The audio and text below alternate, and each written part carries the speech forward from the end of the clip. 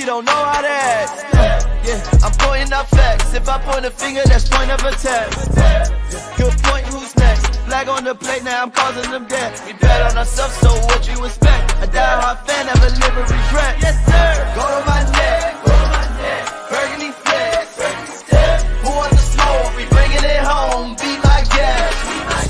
Look how we step. Who we got next? Step on the right, step on the left. Who do we rep? Commanders. Where's my soldiers? Right side. Commanders. Where's my soldiers? Left side. Commanders. Where's my soldiers? Right in the middle. Commanders. Where's my soldiers? High off the way that this sound, they turn up as soon as they feet the ground. I am not playing around. I hit them, I bet that they feeling me now.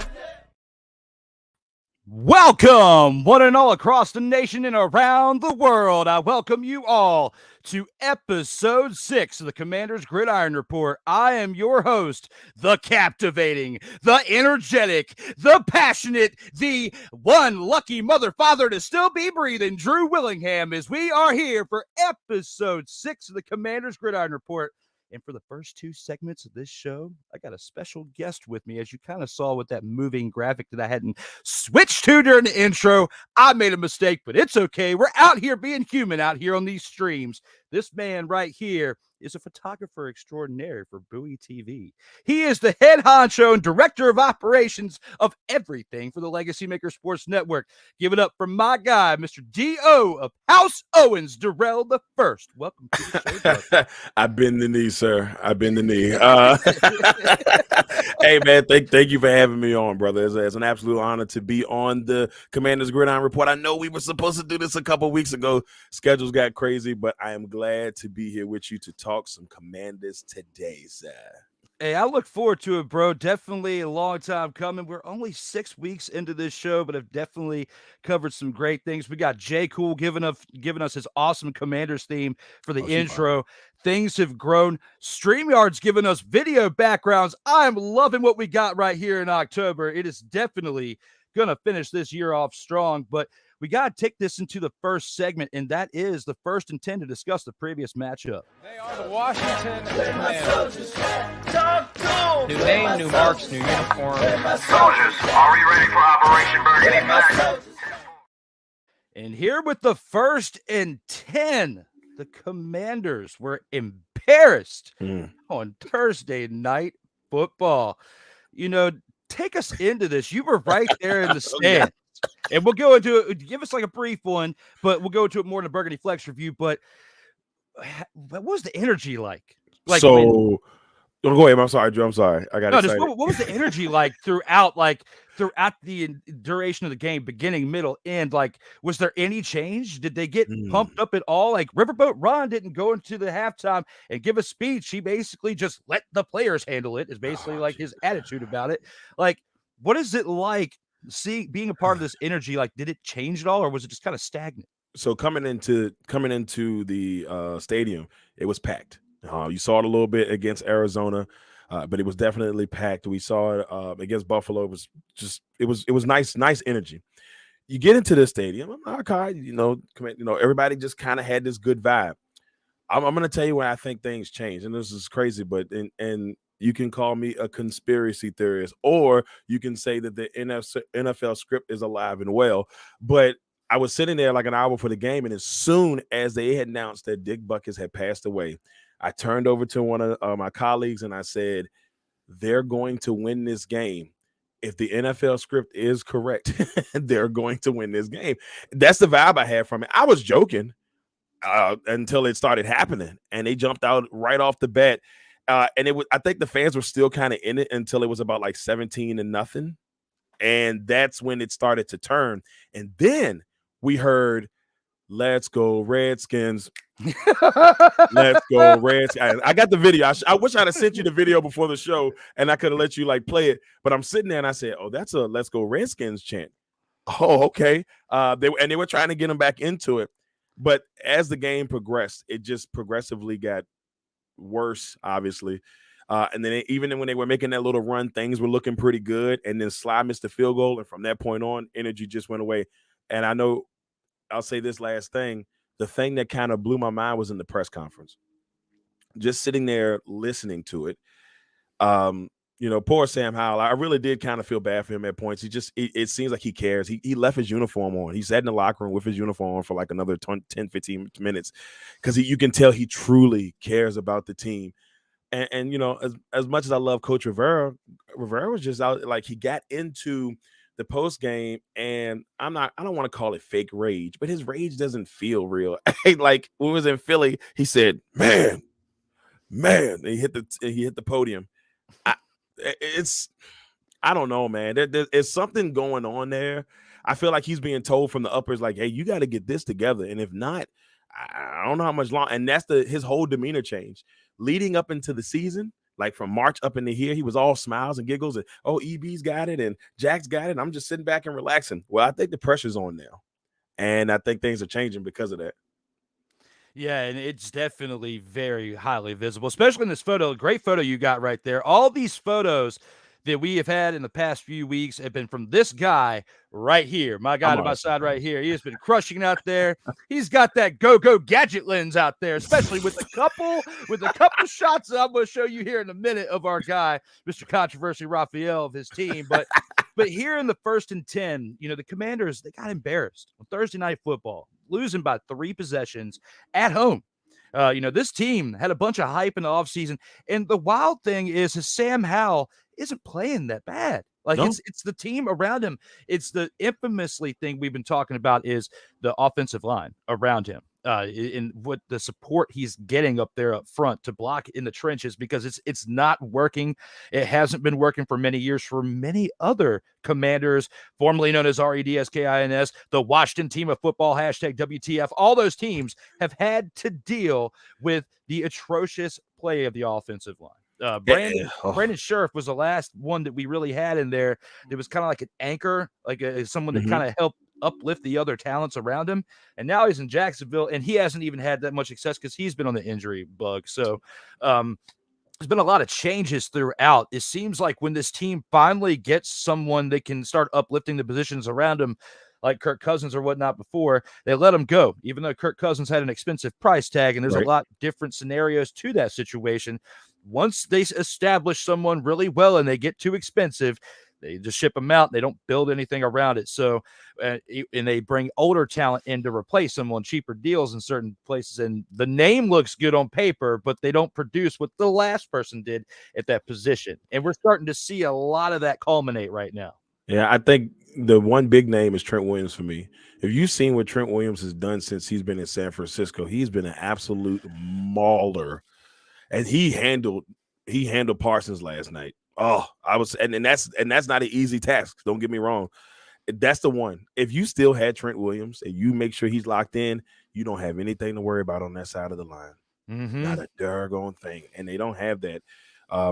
It's that offensive line is I think it's two dynamics. The offensive line is struggling because, let's be honest, but you're not as good as they could be. All right, that's one. But two, Sam, I don't think, even though I think he trusts him, he doesn't trust him. There's a lot of times where you see that pocket collapse, and where most of Sam's sacks have come, him trying to step up in the pocket to maybe make a move because the pocket has collapsed on him. And he's, right now I think he's on pace. They say he's on pace to break the sack record of getting sacked in the season. And that you don't need that from a young, tough young man, gutsy young man. I mean, being able to see him over the last couple of weeks, he deserves better. I'm man enough to say he deserves better. They've got to figure it out.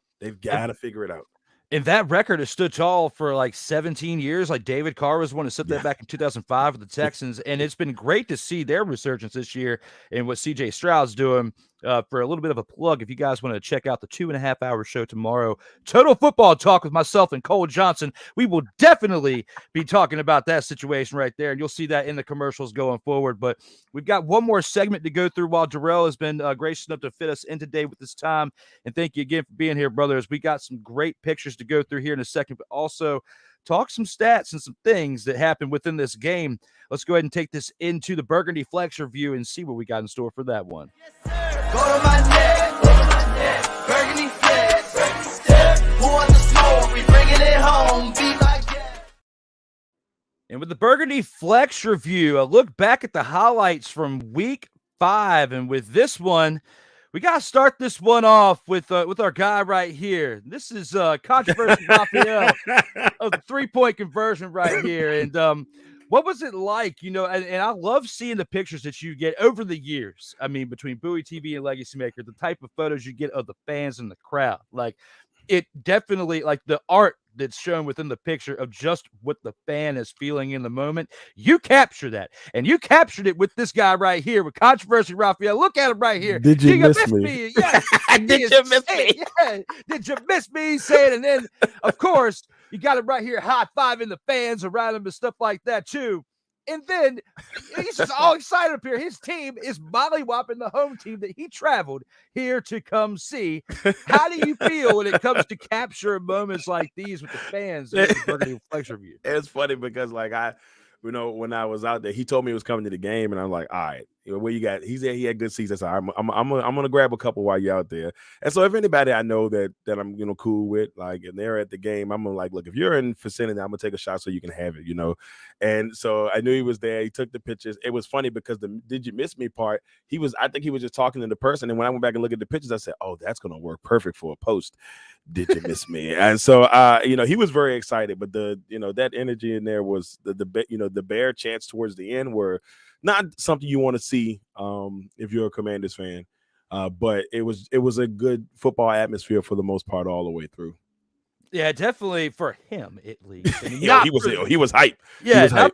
Not for the fans of the Commanders. And when you brought out the old school name of it, I will say my left bicep pulsated a little bit. It got excited because you said the name. I have been trying to respect it enough by saying formerly known as the REDS. I will not get mad at anybody else who says it. But it's a good habit I'm trying to establish myself in. I'm already grandfathered in with the arm. I just got to watch how I say it. Well, here's the deal, though. Like, when you look at it, if the owner of the team can say it, and I was at the press conference when they first came back, he said Redskins 38 times.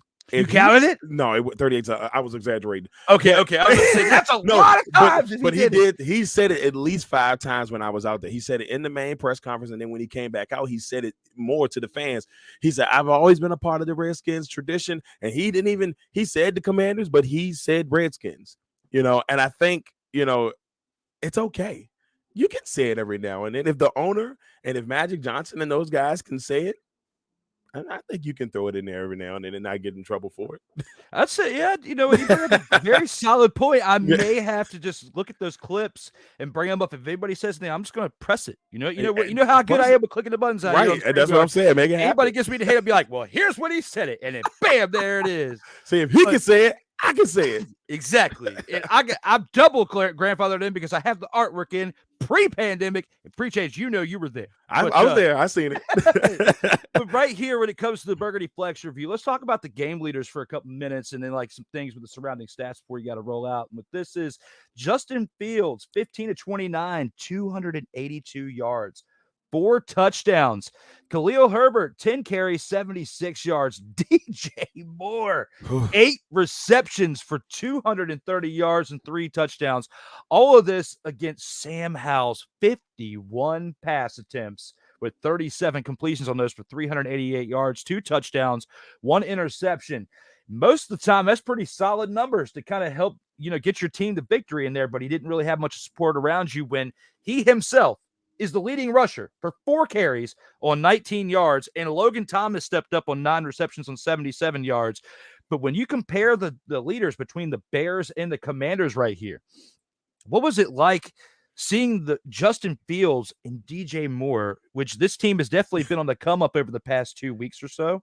Right. But when you look at the entire scope of that Bears team, what was it like seeing them play like this? This is a different level than what we're used to seeing the Bears play. And the Commanders defense is not hyped up in the past offseason to be giving up these amount of points to a team like that. Well, what was it like witnessing all that?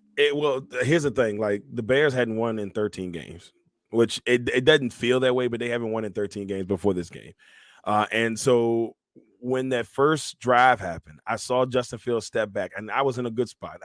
I did get a good picture of that first touchdown that DJ Moore that they got on the I can't get the words out. I got a good picture of the touchdown that DJ Moore when he dropped the bomb on him. And when I saw him hit him on that, I said, oh, this is gonna be a long game. if they're stuck, there it is. There it is. And when he dropped the bomb right off of the bat, I said, this is going to be this way. It's going to be a very long night for the Commanders because Justin Fields, we know he's had this talent. A lot of people came into the season saying that Justin Fields would be an MVP candidate, and he had a really rough go at the beginning of this season. That offensive line had struggles. He hadn't really quite started connecting with DJ Moore just yet, and so people were waiting for it. They saw it a little bit the week before against Denver. It was like, okay, it's starting to crank up a little bit, and that was my biggest concern coming into this game. This game for the Commanders, I felt like, was a game they needed to win. Why? Because they go on a 3-game stretch before they take on Philly again. Going into the season, I said, if the Commanders can be 2-2 at the minimum heading into that Bears game, they got a really good chance to be about 5-2-ish when they hit Philly again. And I felt like they could split one of the games with Philly. I think that one in Philadelphia was probably their closest chance. But I felt they had that opportunity. And so when I looked at it, I thought this was their opportunity to take advantage of it. And unfortunately, they just didn't. And for that sellout crowd in prime time to just not come out and like go for the jugular or, go out there and make something or make a statement. They got to go to Atlanta, which I got to get ready to head to this weekend. So they got to go to Atlanta.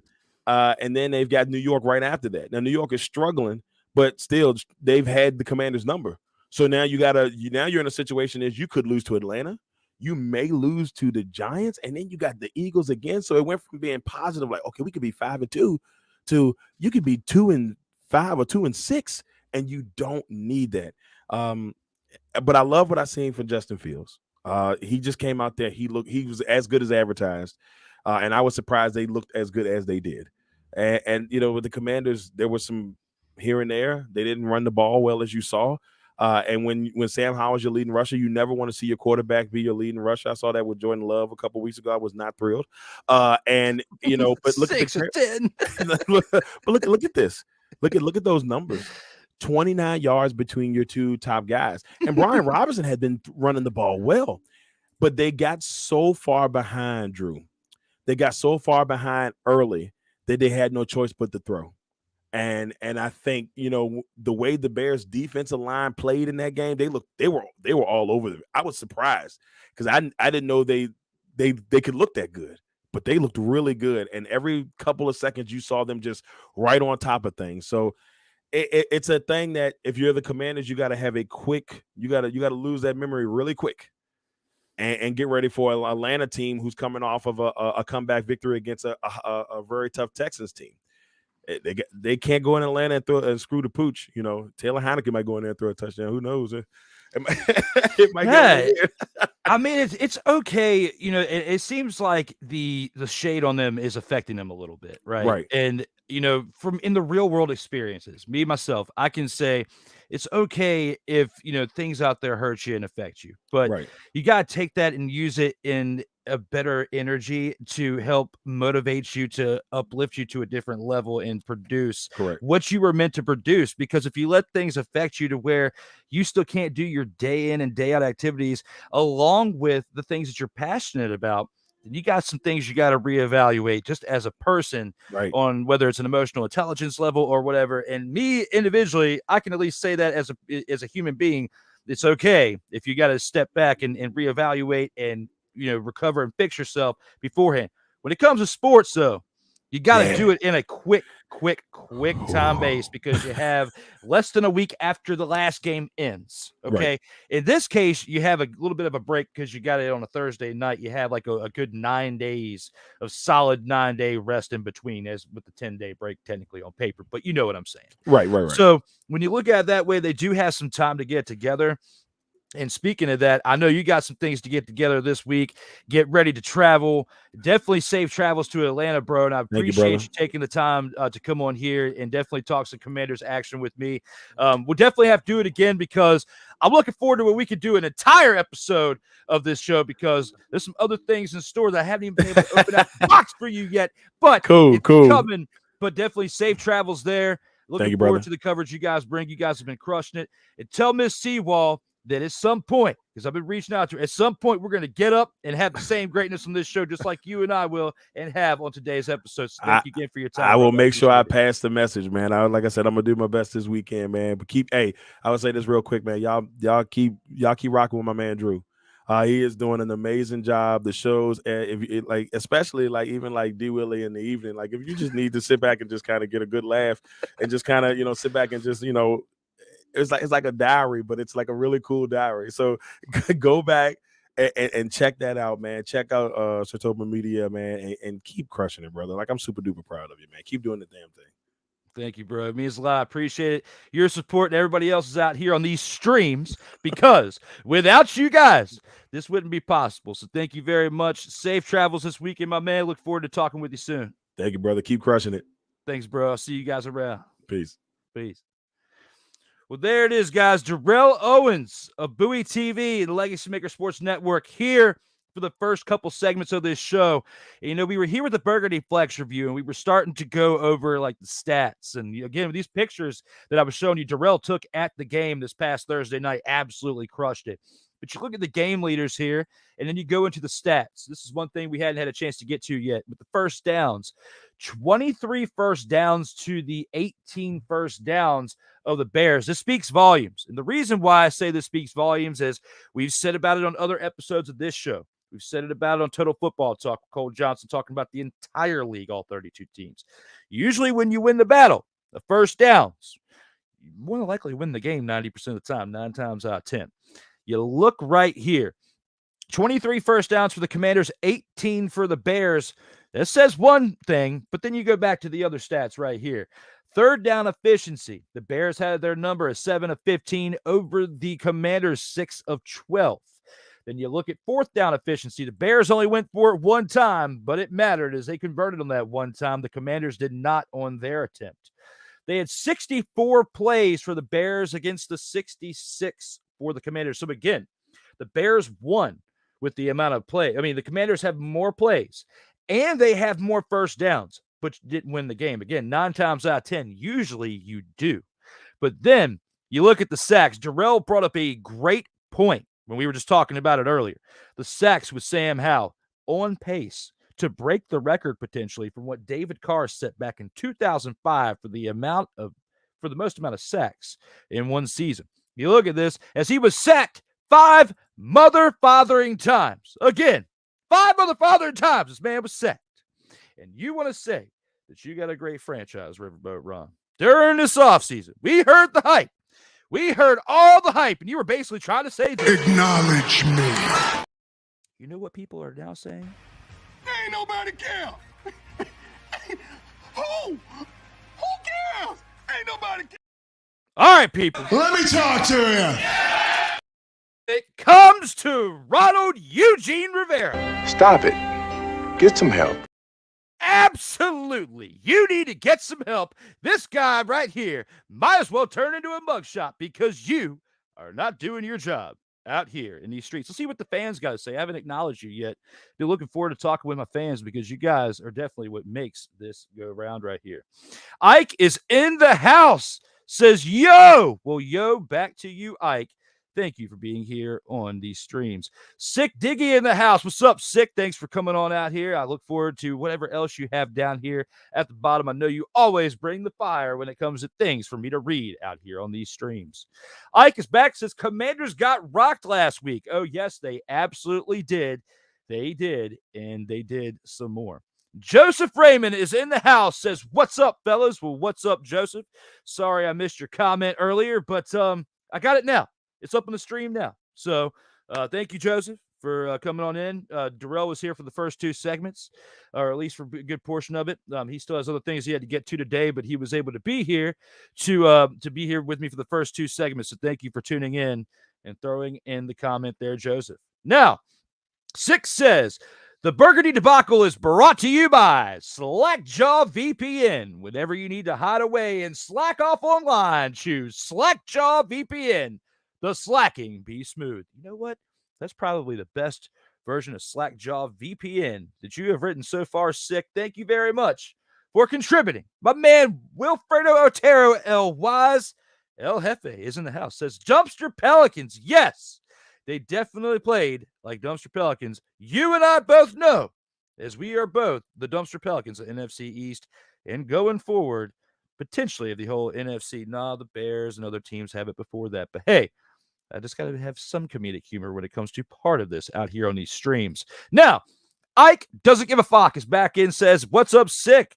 Sick comes back with, and Peanut Butter and Jealous, brand new Halloween limited edition, available in Bloody Gore Strawberry, Jack-o'-lantern, Jack-o'-lantern, well, I can't even say it right. You got me with the tongue twister, Sick. Jack-o'-lantern marmalade and zombie blackberry. You threw a really good tongue twister there with the Jack-o'-lantern marmalade. I'm going to have to practice that a few times before I even try to say that again. You got me out here on these streams, Sick Diggy. I'm going to try to read it one more time just because I am meticulous about certain things that I say and do out here on these streams. And Peanut Butter and Jealous, brand new Halloween limited edition, available in Bloody Gore Strawberry, Jack-o'-lantern marmalade, and zombie blackberry. Oh yeah, your boy's back doing it out here on these streams and more. Thanks, Sick. Definitely, you guys in the comments doing this live helps keep this definitely energetic for me and passionate, because I introduced myself as the captivating, energetic, passionate, and one lucky mother father to still be breathing Drew Willingham is how I introduced myself at the start of the show. If you don't believe me, go back and check it out. I definitely did, because I'm having fun. I'm still breathing. I'm still alive. It's awesome. And he has to take a deep breath. But going through the Burgundy Flex review, looking at it all, Sam Howell didn't do too horrible. 37-51, 388, 2 touchdowns, 1 interception. It was the rest around him that did not help him, like Darrell was saying, with the rushing attack. Sam Howell, 4 carries, 19 yards, averaging 4.8. Dumpster Pelican status. Go back to Brian Robinson, 6 carries for 10 yards, 1.7 per attempt. Dumpster Pelican yards. Okay. Now, look at the Bears. Khalil Herbert, 10 carries, 76 yards, 7.6 yards per attempt. No touchdowns, but that's not a Dumpster Pelican-esque play. Then you look back at Justin Fields, 11 carries, 57 yards. Still better than old Sammy Howell. That's not Dumpster Pelican-esque play. Looking at the receiving core of the Commanders right here. Logan Thomas, 9 receptions, 77 yards, and a touchdown, averaging 8.6 yards per attempt. That's pretty solid. That's pretty solid and decent. But when I look at everybody else around him, besides Curtis Samuel, who had 6 receptions for 65 yards and a touchdown, and Antonio Gibson, who luckily got 64 yards on 4 receptions right there, it's a little different when you look at everybody else in their contribution around. Terry McLaurin, only 49 yards on 4 receptions right there, definitely affected the team. This Bears team, though, with DJ Moore and Cole Kmet leading the way in receiving for this team, as DJ Moore had 8 receptions for 230 yards, Cole Kmet 5 receptions for 42 yards, and besides Robert Tonyan barely showing up on 2 receptions for 10 yards, those two right here, DJ Moore and Cole Kmet, definitely were the ones that definitely culminated together to give the stats for this team to help produce in the production for this team in order to score and get it through. Got a little tongue-tied on those comments. They definitely were awesome. But when it comes to the defense, the Commanders' defense, the numbers here don't lie. Is besides Montez Sweat with 1.5 sacks and Chase Young accumulating for that other half a sack, this defense was pretty quiet in comparison to the Bears' defense right here. You look at the Bears, with the amount of sacks they had there with 5 sacks and 1 interception, the amount of tackles, the amount of assists, the amount of teamwork that this Bears defense put together is definitely enough to get the seat hotter for the hot seat of them all for this man, Riverboat Ron, right here. Guys, we've gone through 2 great rounds. Well, I wouldn't say rounds because of the show, but 2 great segments of this show so far. We're going to go ahead and kick this into our first commercial break, and when we come on back, we've got some more segments, some more action, and we have to go into next week's preview here on episode 6, the Commanders Gridiron Report. I'll see you after the break. Sertoba Media, where the struggle is real to be awesome. Yeah. But hey, that was last year. And what did he was out. Right. And now he's in. But he's been out for an entire year. It's not, you can't think he's going to make the same impact that he did before he was suspended. I'm telling you, he won't have to. What? See how Is he going to keep his phone down and not make bets? Come on, man.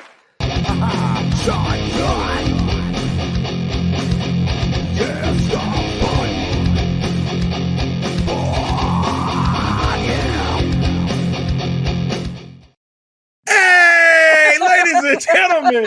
Hey, look. Hey, stop playing games. Y'all already know. Go ahead and toss him some Willie Bucks. Ain't nobody playing around. $sign D Willie 87. Go ahead, hit him up on the Cash App, and go ahead and give him some Willie Bucks. Look at Drew looking stoic, ladies and gentlemen. Stoic on that $10 bill. So go ahead, slide my man over some Willie Bucks, and we good. That's all I'm saying. We good. How about some Willie Bucks? Sertoba Media, where the struggle is real to be awesome.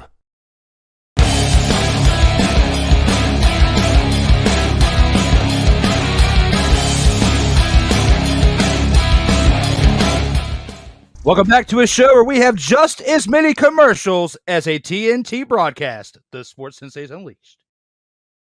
I hate you, Drew.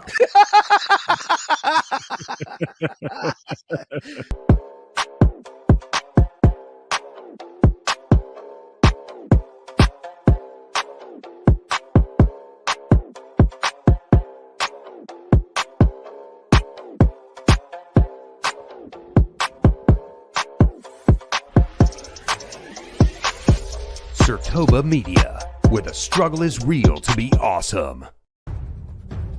The following is a presentation of Sertoba Media and Comey Media Incorporated.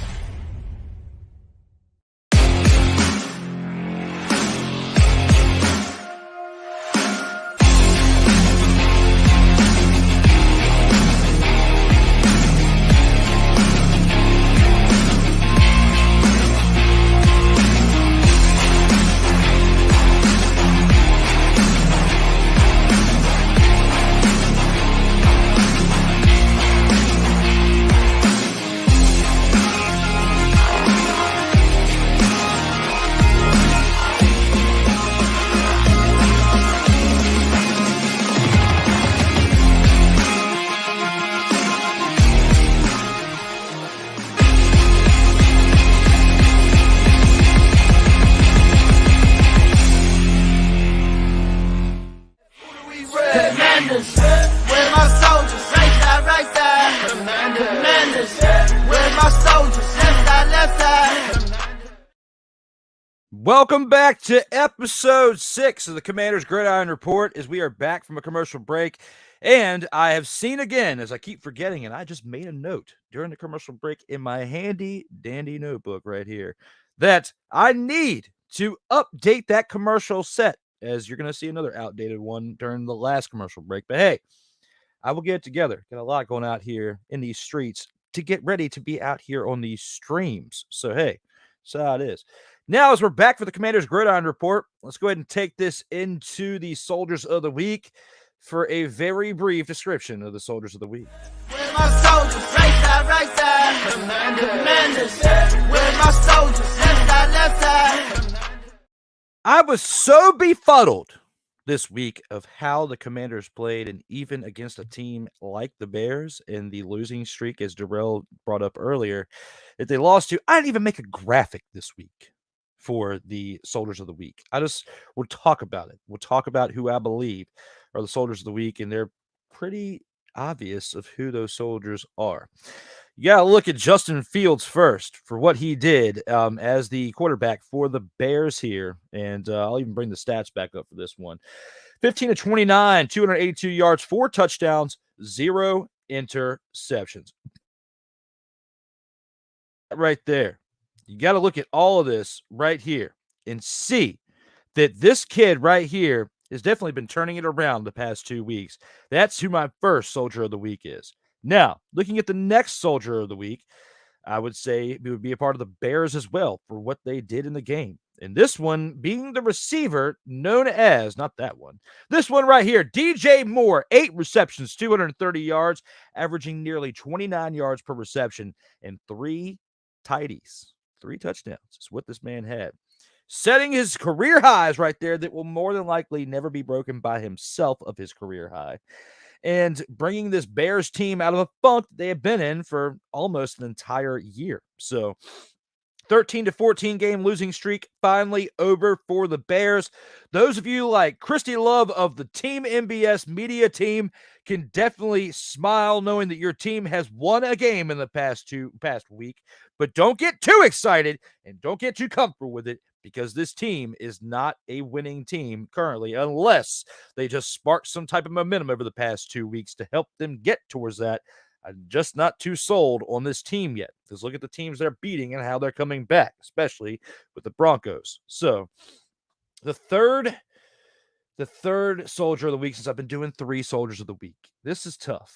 And this is going to be just like the Bills game where I gave all the soldiers of the week to the other team. You know, at least when they played the Eagles, it was 2 Eagles, 1 Commander, because at least that game came down to the overtime in the possession at the end of overtime.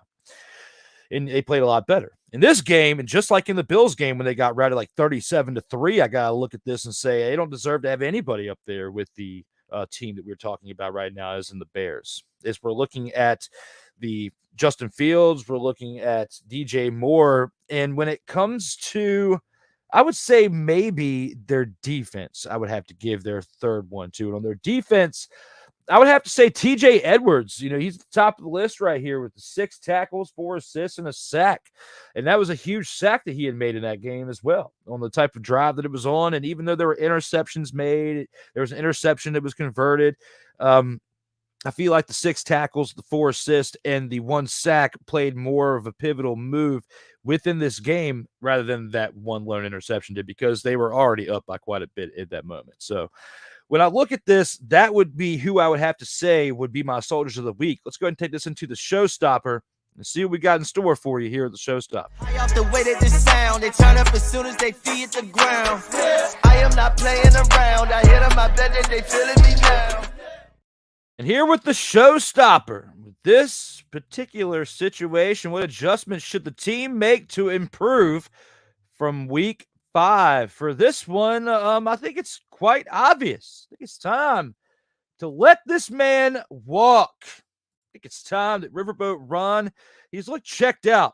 He's disheveled. He's got things going on upstairs that are taking his tunnel vision focus away from the team and the operations of the team, and making sure that they are all collectively on the same page to get things done.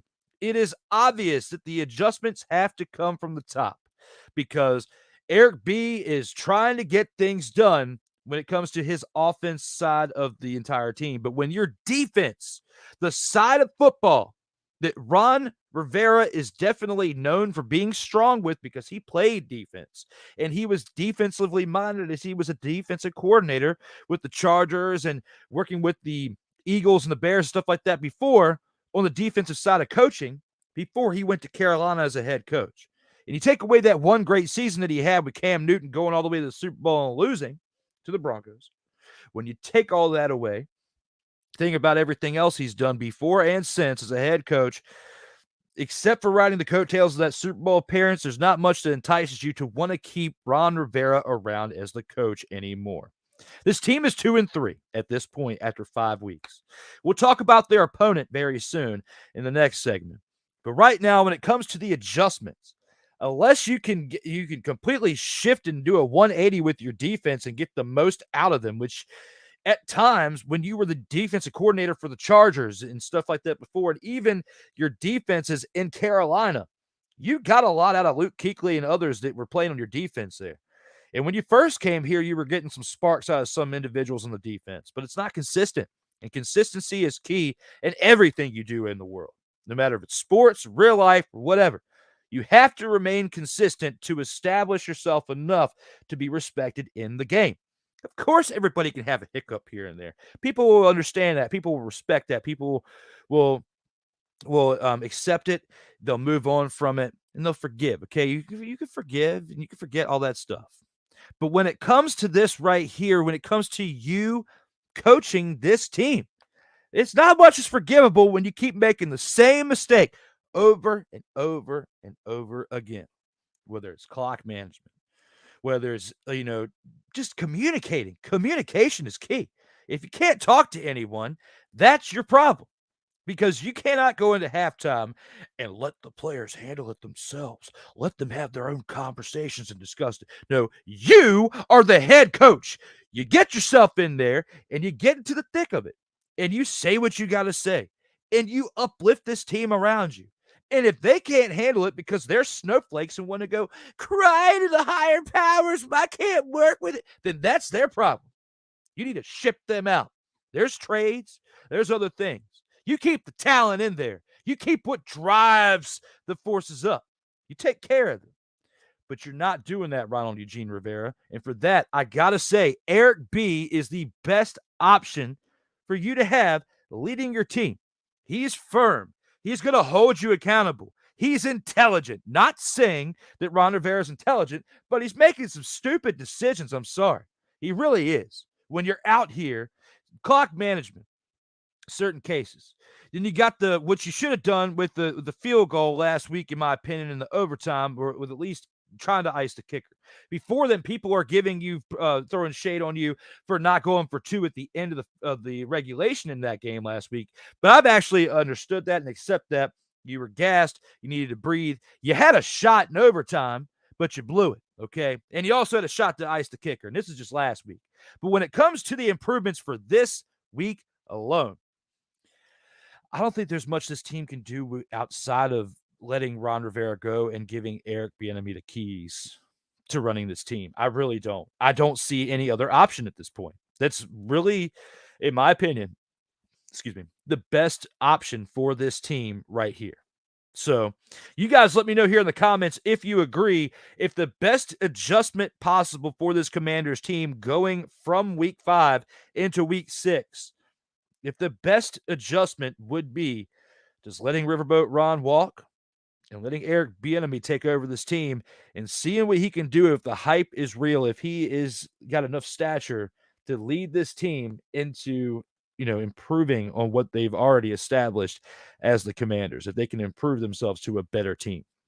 Let me know here in the comments how you feel about that. We're going to go ahead and take one last commercial break. And when we come on back, we've got 2 more great segments to round out the end of this show. I'll see you back here on the other side of this commercial break. Sertoba Media, where the struggle is real to be awesome. Yeah. But, hey, that was last year. And what did he do? He was out. Right. And now he's in. But he's been out for an entire year. It's not, you can't think he's going to make the same impact that he did before he was suspended. I'm telling you, he won't have to. What? See how Is he going to keep his phone down and not make bets? Come on, man.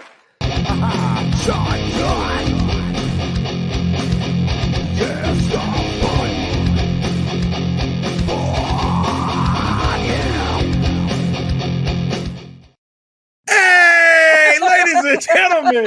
Hey, look. Hey, stop playing games. Y'all already know. Go ahead and toss him some Willie Bucks. Ain't nobody playing around. Hey, $sign DWillie87. Go ahead, hit him up on the Cash App, and go ahead and give him some Willie Bucks. Look at Drew looking stoic, ladies and gentlemen. Stoic on that $10 bill. So go ahead, slide my man over some Willie Bucks, and we good. That's all I'm saying. We good. How about some Willie Bucks? Sertoba Media, where the struggle is real to be awesome.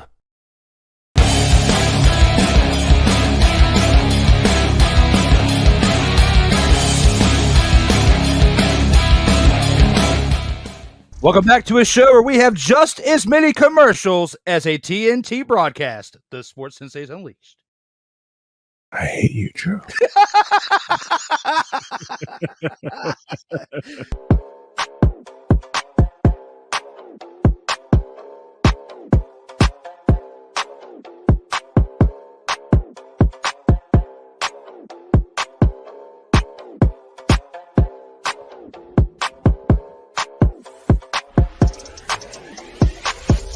Surtoba Media, where the struggle is real to be awesome. The following is a presentation of Surtoba Media and Comey Media Incorporated.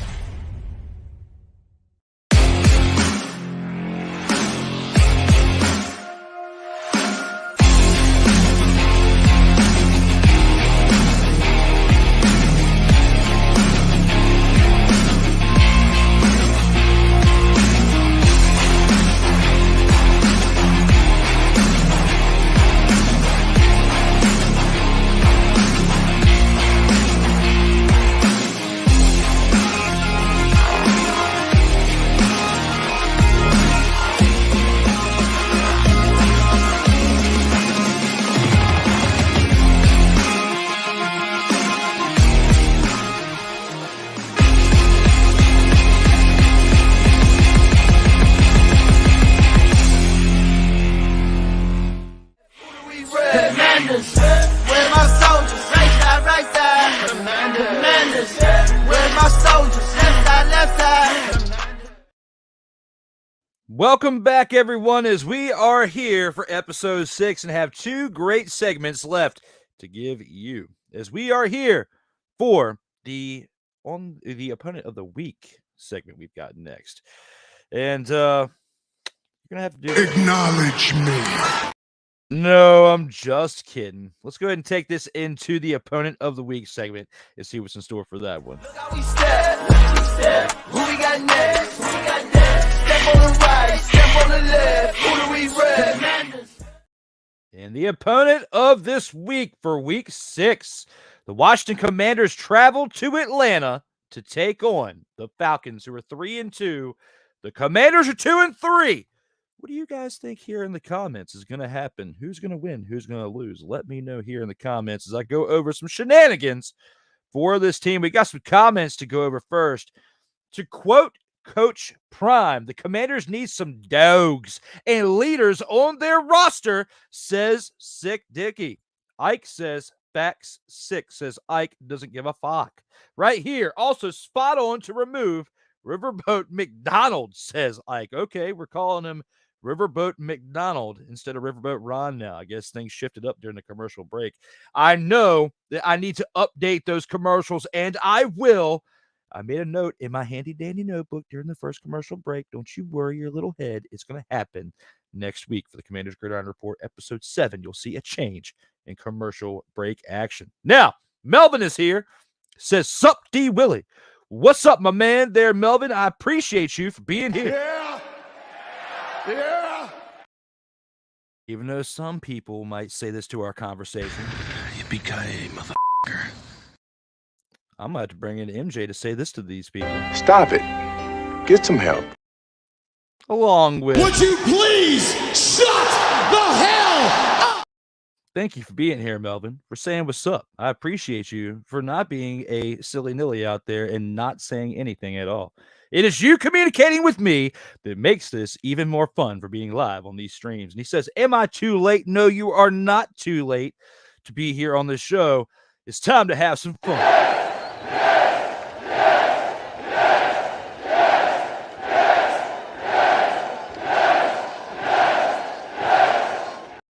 And if you don't want to have any fun, You should know your role and shut your mouth. absolutely, because when it comes to this sector right here, sector is what I said. When it comes to this sector right here of the show, talking about the opponent of the week, the Washington Commanders traveling to Atlanta, face the Falcons at 1:00 p.m. Eastern time. Let me do this. Let me talk to you.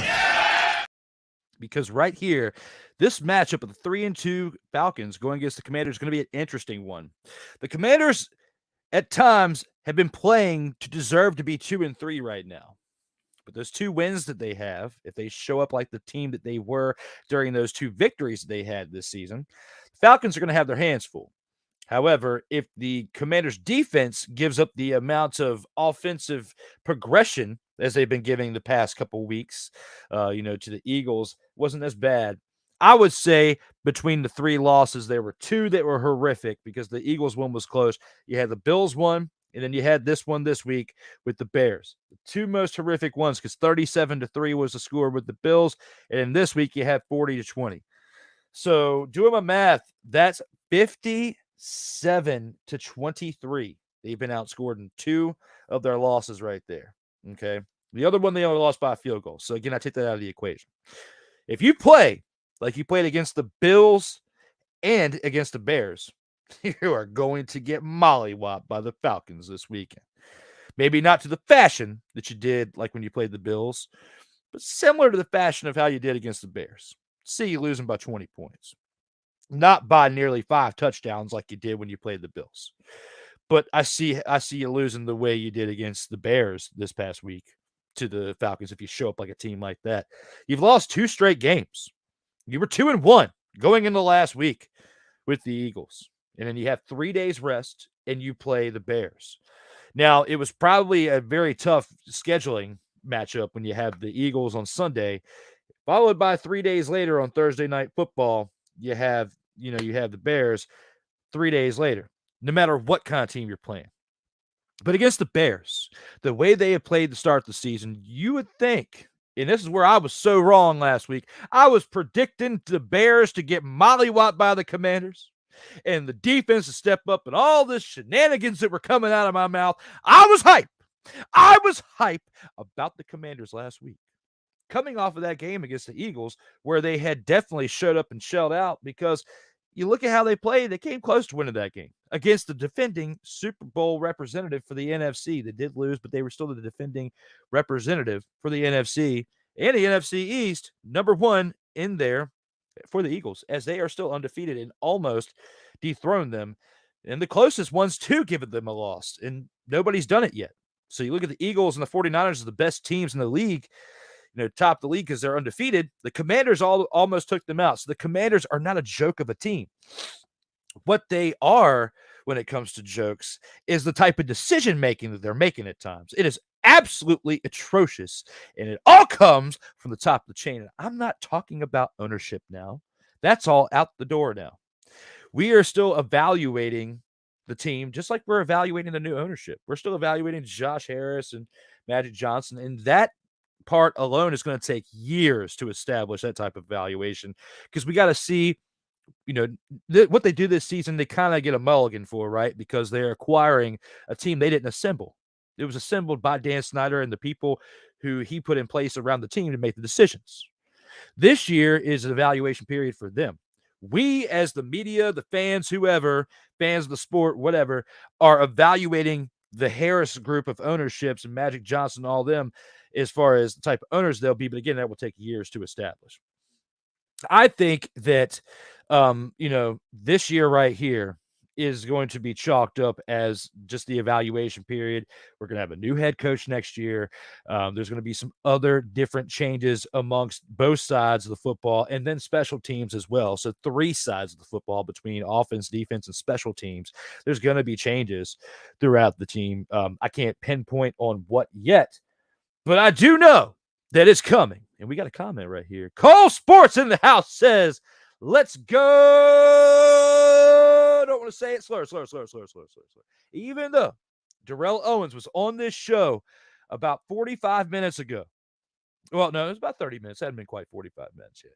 He was on the show about 30 minutes ago and said the name Redskins. And since he said it, and since he said that Josh Harris said it about 38 times, slight exaggeration, but 38 times in a press conference when he first took over, and Magic Johnson said it too, that it's okay for us to say that name out here on these streams, out on the streets, and it's okay for me to unveil this beautiful work of art on my arm. And I'm telling you this, and if you didn't see it earlier, when he said the name Redskins, my bicep, it started pulsating. It started getting excited.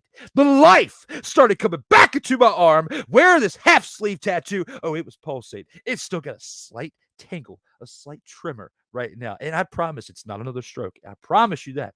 And I'm feeling good.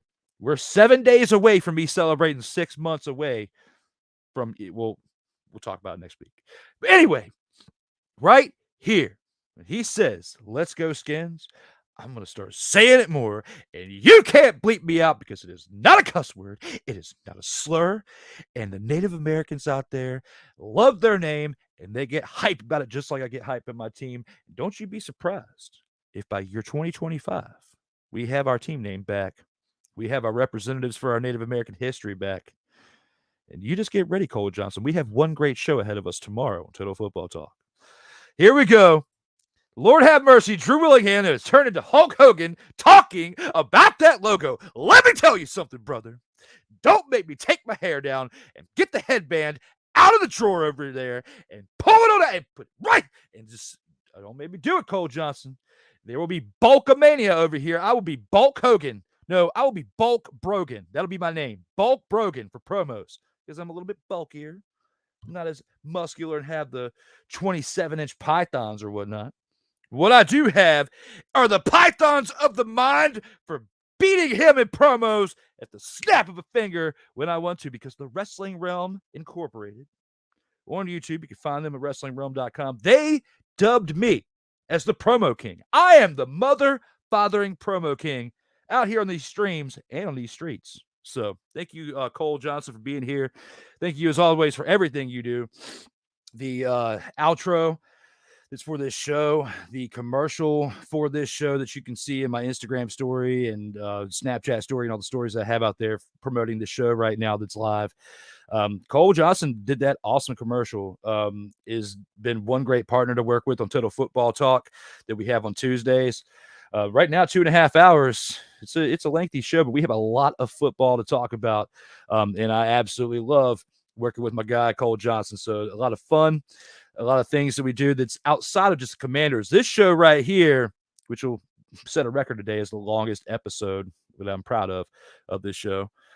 But that show right there is special because we talk about all 32 teams. I give you a slight taste of how I feel about this Commanders show. That's why I have to have a separate Commanders show, because if I didn't have a Commanders show, just imagine the amount of time that I would take on Total Football Talk. That show would last 6 mother-fathering hours, okay? If I didn't have a Commanders show to get all of this out while giving you some of the comedy, that over there at Total Football Talk is a little bit more condensed per team.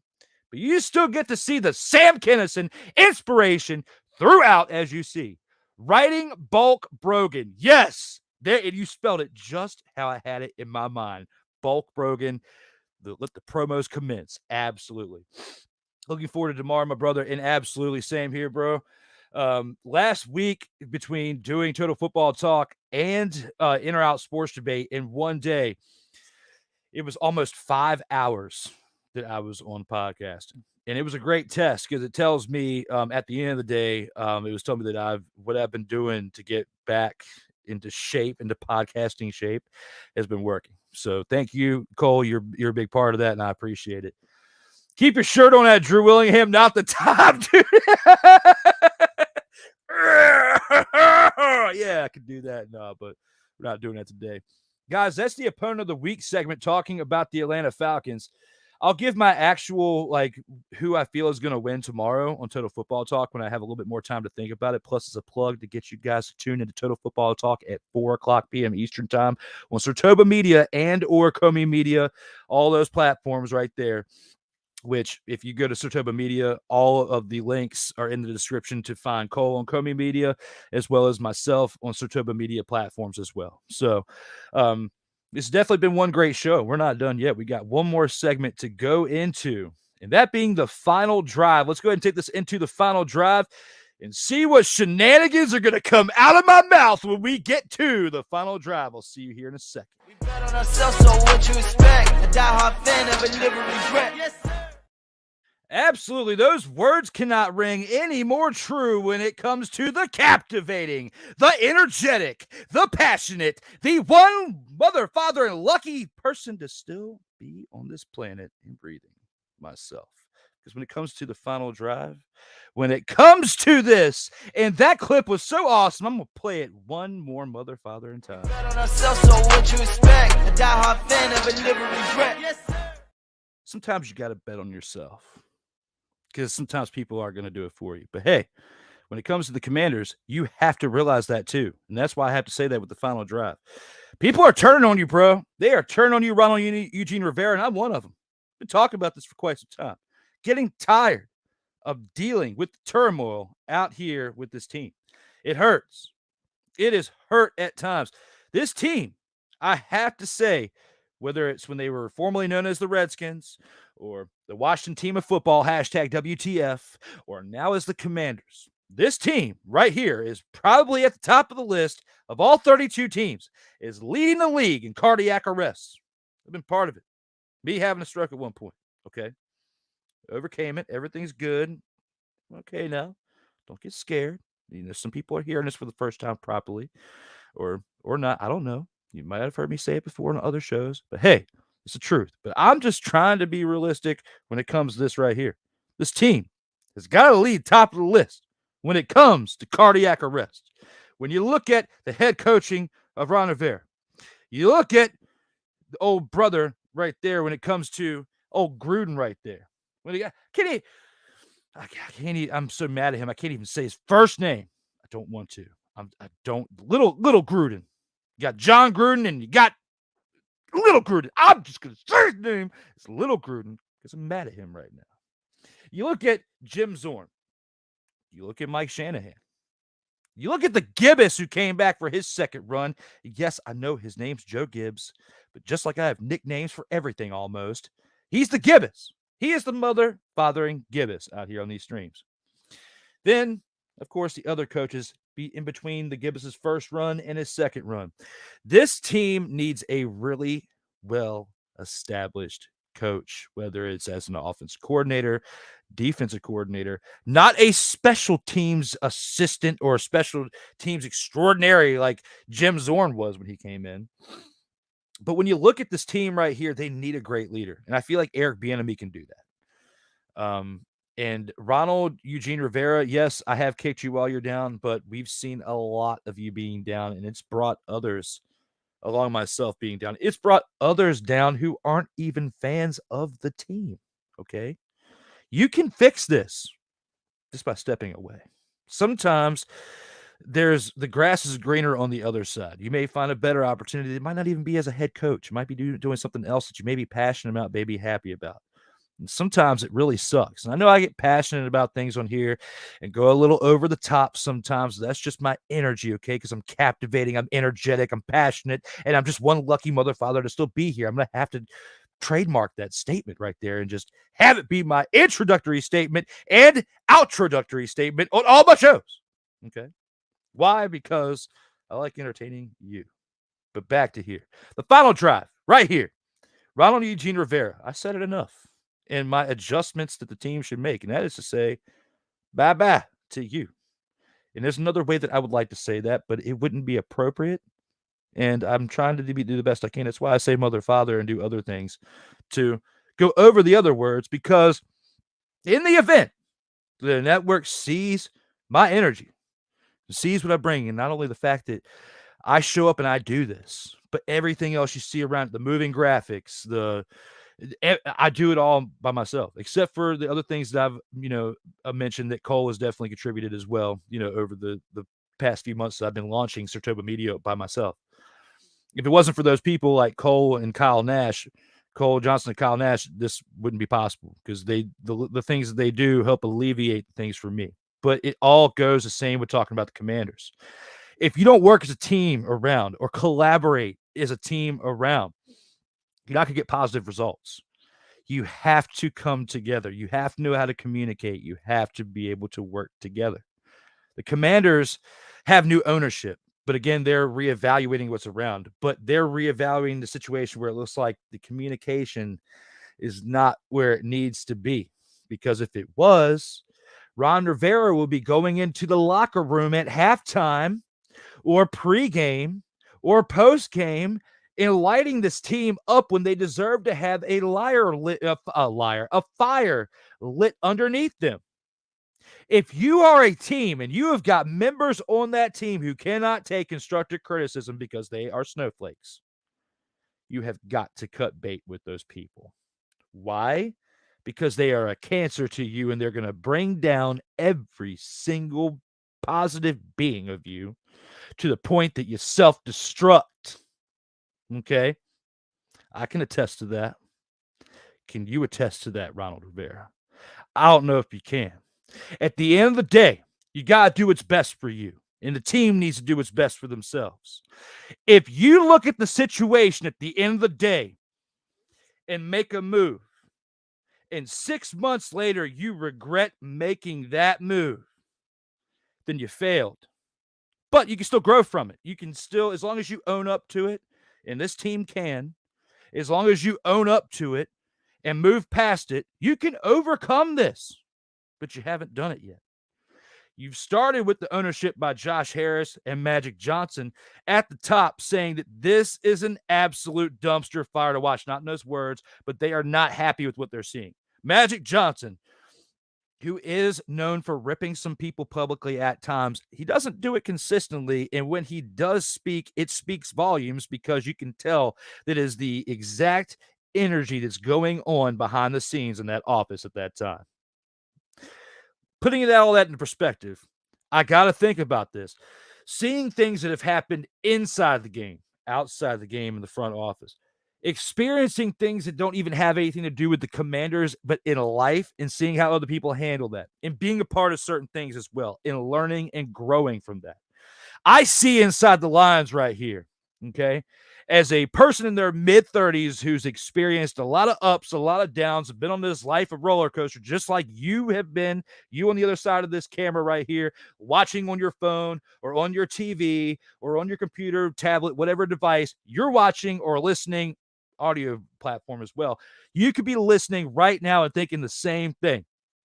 I've seen this in real life. I have seen this type of situation where communication breakdown is at an all-time high.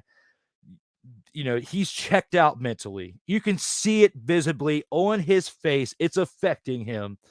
If you can't perform your job, despite the type of shade that's being thrown at you and the type of atmosphere that's around you, then you've got to get out of there if you're feeling the pressure that much. I have felt that in my personal life at certain points before.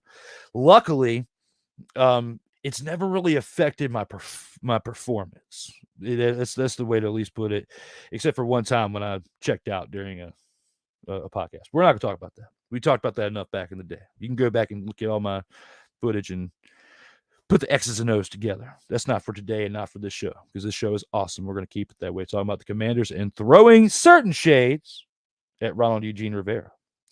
Right here in episode 6, the biggest thing I want to establish is we're losing games as the Commanders in ways, in different decisions, in different leadership that definitely should have been handled in a different way.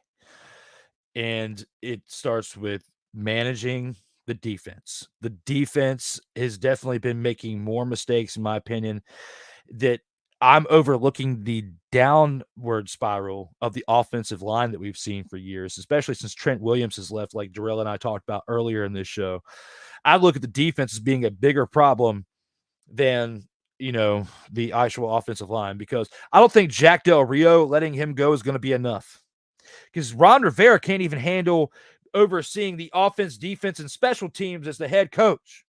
You want to let go of Jack Del Rio and expect Ron Rivera to take over, that as well as the overall play caller for the defense and running the defense, Eric Bieniemy as the offensive coordinator, while you're still overseeing him and the special teams. I think that's a dumpster fire waiting to happen. Ran by dumpster Pelicans, and I'm not excited to see what could come about with that. You got some comments right here and see what you say. Yes, J ? But I didn't want to say his name, Cole. Why? Because he doesn't deserve me to say his name. That's how bad he was. You can't bring yourself to say Jay Gruden. Hilarious. Yes, I know, Cole. I was trying my best not to say it, but you got it out of me on these streams when it comes to that. Going into week 6, Atlanta Falcons. You're playing in Atlanta. It's going to be an interesting situation. I look forward to talking about it tomorrow on Total Football Talk.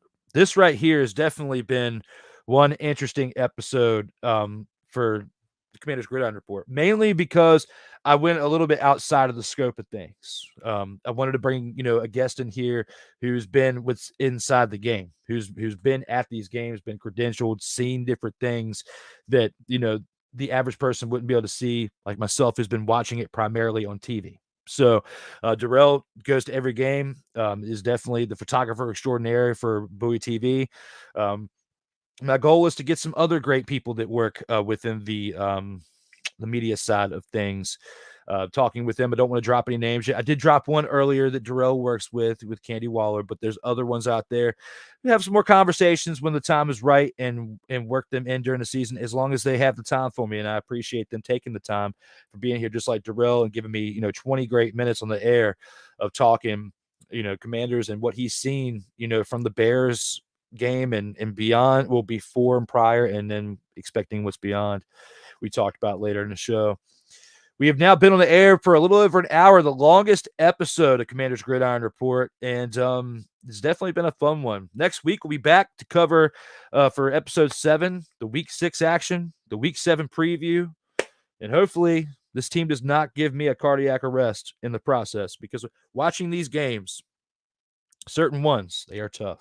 They are very, very tough to watch on these streams. We got 3 more shows this week, guys. For me as well, before I get on out of here. Tomorrow, 4 o'clock p.m. Eastern, you can check out myself and Cole Johnson, like I alluded to earlier, with Total Football Talk. 2 to 2.5 hours of great coverage right there of football action. Couldn't do it without that guy right there. Definitely brings up the best in me when it comes to talking about Total Football Talk. Later that night, Tuesday night, 9 o'clock p.m. Eastern, Ryan O'Neal is with me for episode 103 of the In or Out Sports Debate. Ryan O'Neal of WQEE 99.1 FM in Atlanta, in Noonan, Georgia, but in the Atlanta area in Georgia.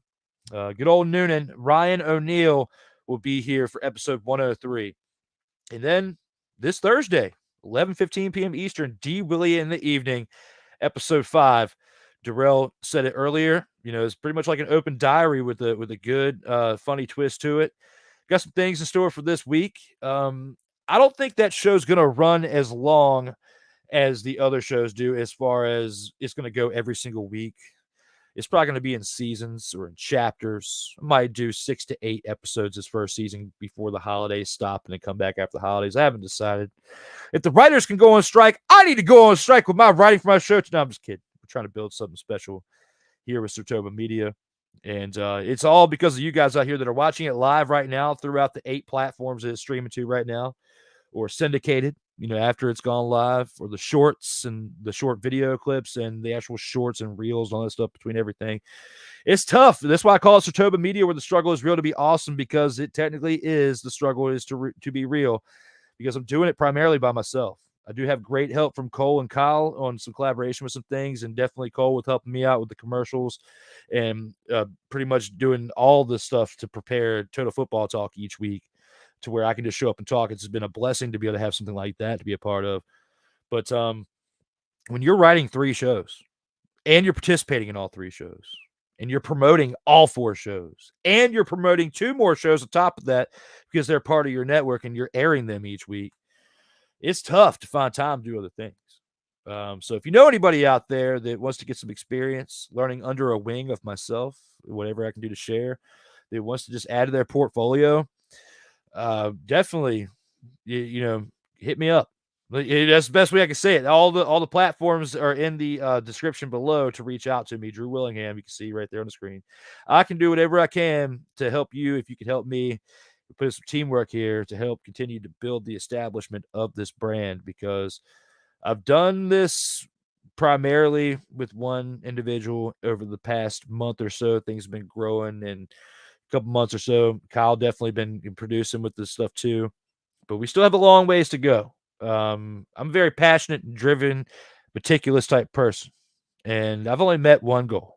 There's many more goals to meet before I hit 40, and I still have some time before I hit 40. So I know I look good, but I'm getting closer to 40 each day. So, but hey, guys, this has been one great show talking about Commanders, and towards the end, kind of going slightly off the rails, talking about, Sertoba, some other things. But again, If it wasn't for you out there watching and still watching to this moment, I wouldn't even still be talking right now. So thank you all for being here. We've had one great episode 6 of the Commanders Gridiron Report, and there's only one more thing left to do, and that is look at one badass outro by the man, myth, and legend, Cole Johnson. Everyone, as always, stay safe out here in these streets. Who do we rep? Commanders, where my soldiers, right side, Commanders, where my soldiers, left side, Commanders, where my soldiers, watch the middle, Commanders, where my soldiers, now we step, where my soldiers, right side, Commanders, we rep, where my soldiers, left side, now we step, where my soldiers, watch the middle. Command we where my soldiers can't stand. Hit 'em.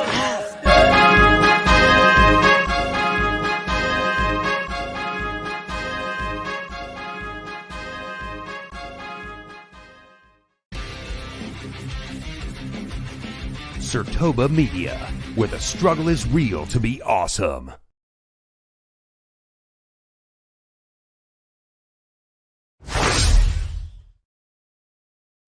You ain't got to go home, but you got to get on up out of here. Episode 6 in the books. I'll see you next week for episode 7. Everyone stay safe out here in these streets.